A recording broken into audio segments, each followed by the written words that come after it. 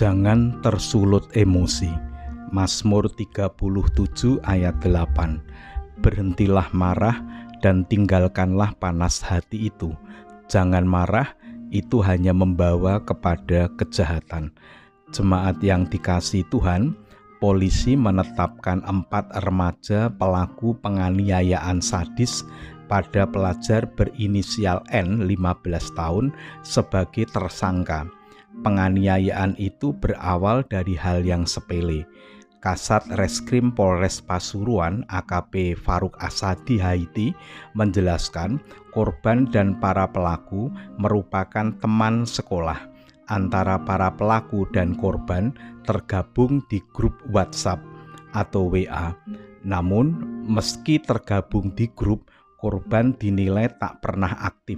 Hal inilah yang kemudian memicu keempat pelaku tersinggung dan menganiaya korban. Diketahui pelaku dan korban merupakan siswa SMP Al-Azhar Sekohjono, Desa Sukoreno, Kecamatan Prigen. Pelaku dan korban ternyata teman sekolah.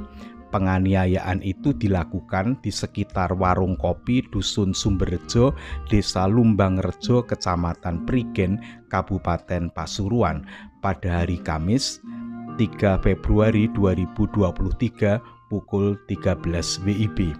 Sebelumnya dalam video yang viral, tampak korban tak mampu melawan hingga menjadi bulan-bulanan pelaku.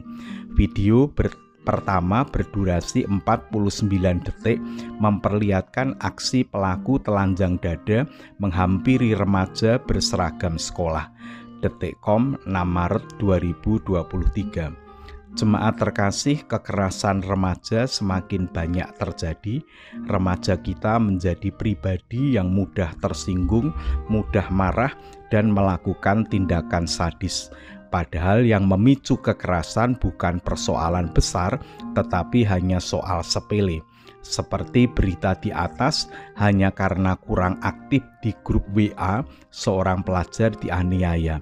Tampaknya tidak masuk akal hal itu bisa terjadi, namun itulah kenyataan yang memprihatinkan di sekitar kita. Saat-saat ini kita merasakan begitu banyak tindakan kekerasan di sekitar kita. Kekerasan yang terjadi terasa tidak masuk akal dilihat dari alasan dan cara melampiaskan kemarahan yang begitu sadis di luar hati nurani kemanusiaan. Karena kemarahan, manusia tidak lagi mempunyai belas kasihan. Manusia menjadi sangat kejam, kemarahan menjadikan manusia berperilaku sangat jahat. Jemaat terkasih, pemazmur berpesan kepada kita, berhentilah marah dan tinggalkanlah panas hati itu. Jangan marah, itu hanya membawa kepada kejahatan. Ini peringatan penting kepada kita. Kemarahan tidak akan menyelesaikan persoalan. Semakin marah akan semakin tidak terkendali, tidak lagi menggunakan akal sehat, yang akhirnya akan menjadi kejahatan. Kemarahan tidak akan mewujud pada perilaku yang baik.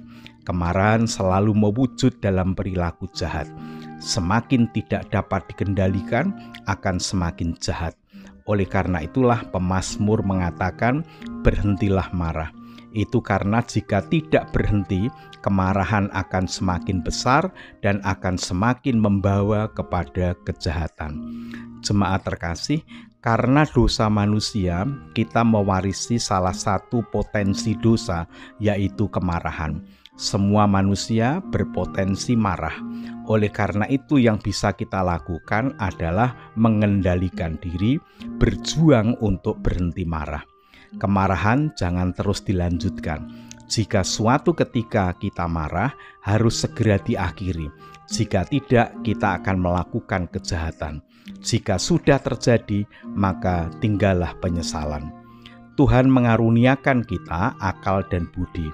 Kedua perangkat itulah yang harus kita gunakan untuk menghentikan atau memadamkan kemarahan. Memang ketika kemarahan kita padamkan, kita tidak nyaman. Namun itu yang terbaik. yang menghindarkan kita dari kejahatan. Meskipun kita tidak puas, tetapi pasti pada akhirnya kita bersyukur karena terhindar dari kejahatan.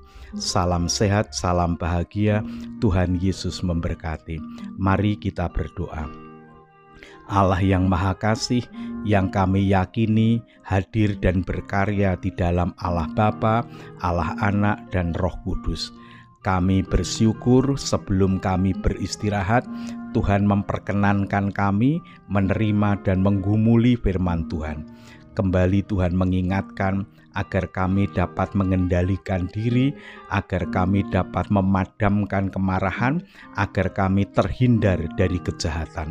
Kami berdoa untuk seluruh warga jemaat, kiranya Tuhan senantiasa memberikan kehidupan yang damai dan sejahtera. Kami menyerahkan berbagai pergumulan kehidupan yang kami alami. Ada di antara kami yang sedang menderita sakit, Tuhan berkenan untuk menyembuhkannya. Ada yang sedang mengalami duka cita, Tuhan berkenan memberikan penghiburan dan kekuatan. Ada yang mengalami beban berat kehidupan. Kiranya Tuhan berkenan hadir, menyertai dan menolong kami. Sebentar lagi kami akan beristirahat. Kiranya Tuhan berkenan menjagai kami.